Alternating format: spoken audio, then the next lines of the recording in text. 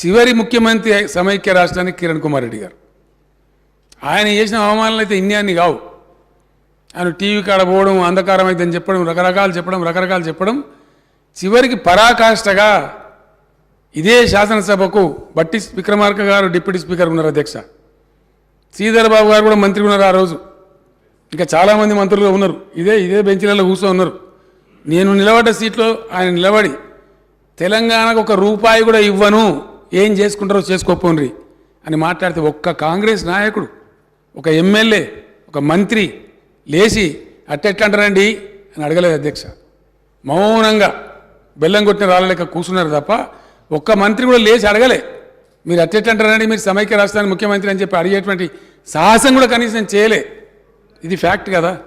మా దగ్గర వీడియోస్ అన్నీ ఉన్నాయి అధ్యక్ష. ఇప్పుడు మీకు కావాలంటే రేపు చూపెడదాం. సభ ఎక్స్టెండ్ చేయండి ఒకరోజు, ఆ క్లిప్స్ అన్ని తెచ్చి చూపెడతా అధ్యక్ష. ఇవాళ నేను అడగదలుచుకున్న వాళ్ళను, నాగార్జున సాగర్ 100% మన భూభాగంలో ఉంది. మన ప్రాంతానికి లోపటికొచ్చి తుపాకులు పెట్టి ప్రాజెక్టులను ఆక్రమించుకుంటుంటే వీళ్ళ సహకారం లేకుండా వస్తాడా అధ్యక్ష? ఇంటి దొంగలు లేకుండా జగన్మోహన్ రెడ్డి గారు లోపలికి వచ్చి నాగార్జున సాగర్ డ్యామ్ మీద పహారాలు కాసే పరిస్థితి వస్తుందా అధ్యక్ష? ఎందుకు ఆ రోజు వీళ్ళు మాట్లాడలేదు? వీళ్ళు ఇచ్చిన అలుసే కదా, వాళ్ళు పెట్టిన పులుసు తిని వీళ్ళు అలుసు ఇవ్వడం వల్లనే కదా ఈరోజు ఈ పరిస్థితి వచ్చింది.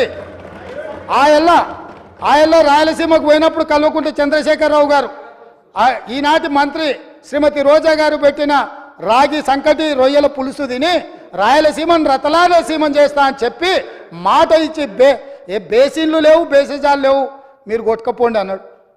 వాళ్ళు కొట్టుకపోయారు. ఇప్పుడు మేము వచ్చినాక అట్టెట్లా కొట్టుకపోతాడంట? ఎవరు అధ్యక్ష బాధ్యత ఎవరు వహించాలి? నీ కళ్ళ ముందే కదా ముచ్చుమర్రి చంద్రబాబు నాయుడు కట్టింది. నీ కళ్ళ ముందే కదా రాజశేఖర రెడ్డి పోతిరెడ్డి పాడును 44,000 క్యూసెక్లకు పెంచి తరలించకపోయింది.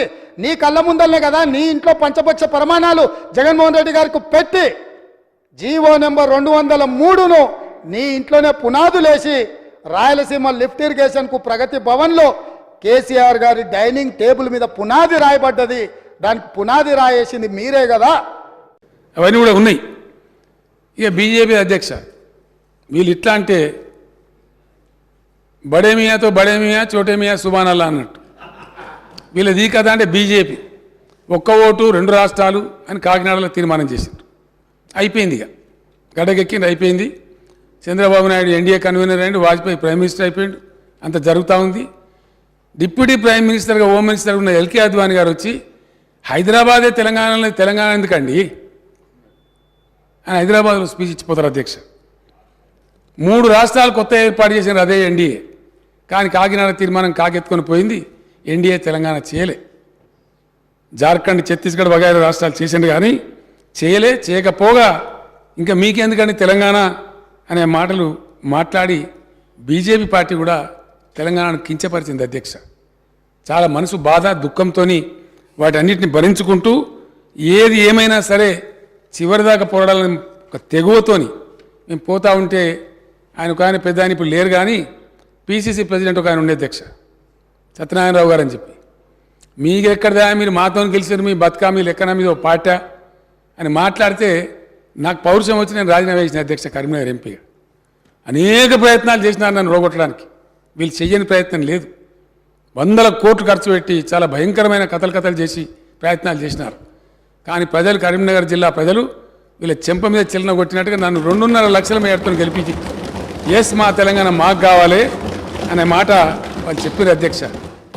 ఎన్ని రకాల అధ్యక్ష గోల్మాలు, ఎన్ని రకాల కింగిరాలు కొట్టేయడం. అసలు తెలంగాణ అంశం అంటేనే ఒక అలవోకగా అదొక ఇట్లా తీసి పాడేస్తే ఎన్నడూ ఎవరు కూడా స్పందించారు అధ్యక్ష, మాట్లాడరు, పౌరుషం లేదు.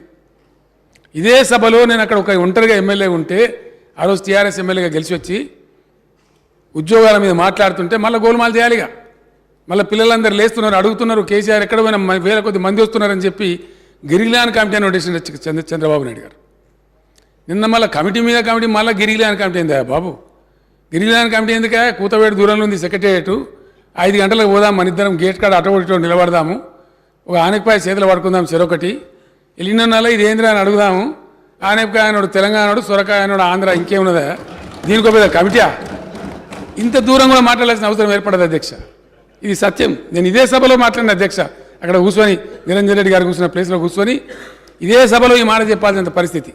అంటే ప్రతి సందర్భంలో ఏదో రకంగా తెలంగాణ ప్రజలను అమాయకులను చేసి వంచి గోల్మాల్ చేయడం వల్ల 58 సంవత్సరాలను సుమారు 6 దశాబ్దాలు తెలంగాణ సర్వస్వం కోల్పోయింది అధ్యక్ష.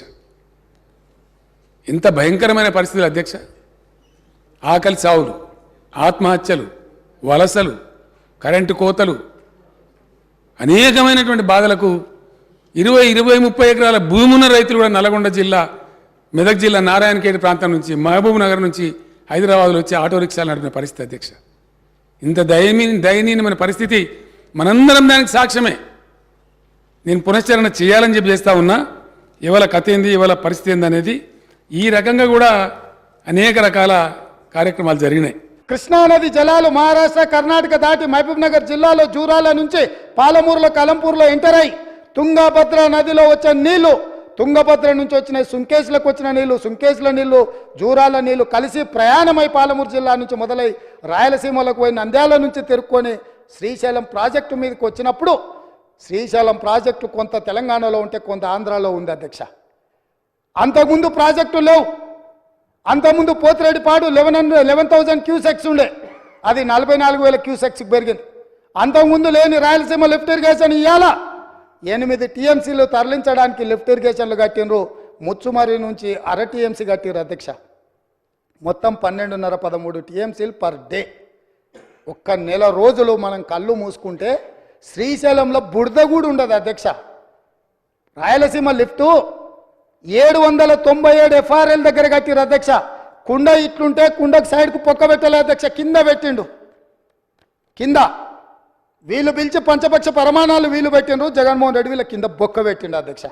బొక్క పెట్టి మొత్తం తరలించకపోతుంటే మిన్నకుండా ఉన్న మీళ్ళు ఇవాళ నేను సూటిగా అడుగుతున్న హరీష్ రావుని మిత్రుణ్ణి, రాజకీయాలు పక్కన పెట్టండి, మీరు రాజకీయాలు పక్కన పెట్టండి, మీరు బాధ్యత కలిగిన మంత్రిగా చెప్పు.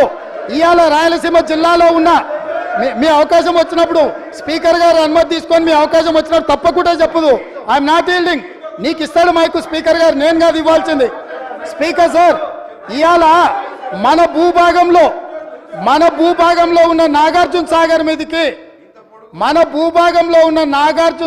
మీదికి తుపాకులతో జగన్మోహన్ రెడ్డి వచ్చి ఆక్రమించుకుంటే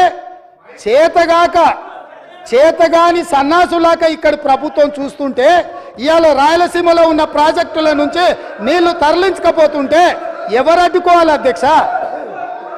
ఎవరు అడ్డుకోవాలి?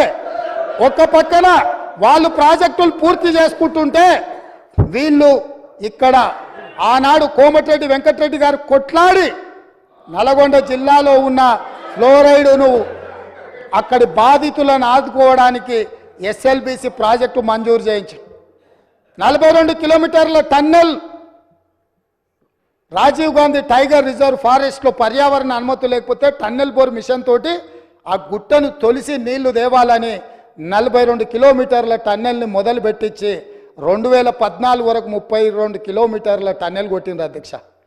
తెలంగాణ వచ్చినాక వీళ్ళకి అప్పచెప్తే 10 కిలోమీటర్లు పూర్తి చేస్తే సంవత్సరంలో పూర్తి చేయాల్సిందని 10 ఏళ్ళలో కలిసి 1.5 కిలోమీటర్లు పూర్తి చేసారు అధ్యక్ష. ఇంతకంటే చేతగానితనము తెలంగాణ ద్రోహి ఎవడని ఉంటాడా అధ్యక్ష?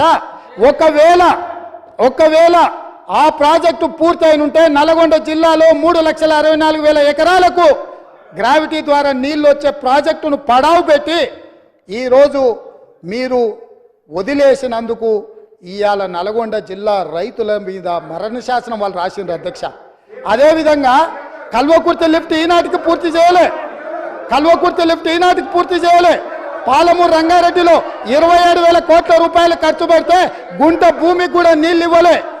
ఇవాళ కల్వకుర్తి, పాలమూరు రంగారెడ్డి, ఎస్ఎల్బిసి ఈ ప్రాజెక్టులన్నీ పూర్తయితే కూడా పర్ డే మనం 2 టీఎంసీల నీళ్లు కూడా తీసుకోలేము అధ్యక్ష. ఇవాళ నేను చెప్పదలుచుకున్న అధ్యక్ష, ఆంధ్రప్రదేశ్ రాష్ట్రంలో పూర్తి చేసుకున్న ప్రాజెక్టులు 12.5 టీఎంసీలు పర్ డే తరలించకపోవడానికి ఉంటే తెలంగాణలో కృష్ణానది మీద కట్టిన ప్రాజెక్టులు మొత్తం కలిపి 2 టీఎంసీలు కూడా కాదు అధ్యక్ష. 10 ఏళ్ళ అవకాశం ఇచ్చిన ఈ పాలమూరు రంగారెడ్డి లేకపోతే కల్వకుర్తి లేకపోతే ఎస్ఎల్బిసి పూర్తి చేయకపోవడానికి వీళ్ళు కారణం కాదా అధ్యక్ష? ఇంత అన్యాయము ఉమ్మడి రాష్ట్రంలో కూడా తెలంగాణ ప్రాంతానికి జరగలేదు. వీళ్ళ పాలనలో తెలంగాణ ప్రజల పట్ల కృష్ణానది జలాల మీద మరణ శాసనం రాసిండ్రు అధ్యక్ష. వీళ్ళు ఇయాల నేను అడుగుతున్నా వీళ్ళను అధ్యక్ష, వీళ్ళని నేను అడుగుతున్నా, మీకు ఏమైనా చిత్తశుద్ధి ఉంటే మేము చేసే ప్రయత్నంలో, మేము చేస్తున్న పోరాటంలో రాజకీయాలు పక్కన పెట్టి ముందుకు రావాలి, కానీ మా కాళ్ళలో కట్టెపెట్టి కింద పడేస్తే ఏమవుతుంది అధ్యక్ష? వీళ్ళకి అధికారం వచ్చుడు సంగతి దేవుడు ఎరుగు, కానీ తెలంగాణ రైతుల జీవితాలతో చెలగాట మాడుతున్నారు అధ్యక్ష రాజకీయ స్వార్థం కోసము. ఇదా అధ్యక్ష? ఇదా వీళ్ళ నుంచి ఆశించేది? 10 ఏళ్ళ అధికారం ఇచ్చినా ఇంకా అధికార దాహం తీరలేదు. సెంటిమెంట్ను రెచ్చగొట్టాలి, దానికి ఆయింట్మెంట్ ఉయ్యాలి, వచ్చే ఎన్నికలలో డబ్బలో ఓట్లు వేసుకోవాలన్న ధ్యాస తప్ప ఈ సమస్యను ఎట్లా ఎదుర్కోవాలి, ఈ సమస్యను కలిసి వస్తామన్న ఆలోచన ఎందుకు వీళ్ళకి రావడం లేదు అధ్యక్ష? నేను అడుగుతున్న తమ ద్వారా. ఇంత కీలకమైన అంశం ఈరోజు సభలో ఉండి చర్చించి వారి అనుభవం అంతా రంగరించి వారు చదివిన 80,000 పుస్తకాల జ్ఞానాన్ని మాకు కొంతైనా పంచితే ఈ ప్రభుత్వం సరైన దిశగా ఇంకా వేగవంతంగా పనిచేయడానికి ఉపయోగపడుతుంది కదా అధ్యక్ష. వారేమో రారు, వీరేమో నిజాలు మాట్లాడారు. ఇది వాళ్ళ బాధ, వాళ్ళ ఆలోచన అధ్యక్ష. అందుకే అధ్యక్ష ఈరోజు కృష్ణానది జలాల గురించి పదే మిత్రులు ప్రస్తావిస్తున్నాడు. అసలు కృష్ణానది జలాలు వాళ్ళకి అప్పచెప్పింది ఎవరు అధ్యక్ష? 2015లో పోయి సంతకం పెట్టి వచ్చింది ఎవరు అధ్యక్ష? వీళ్ళు కాదా?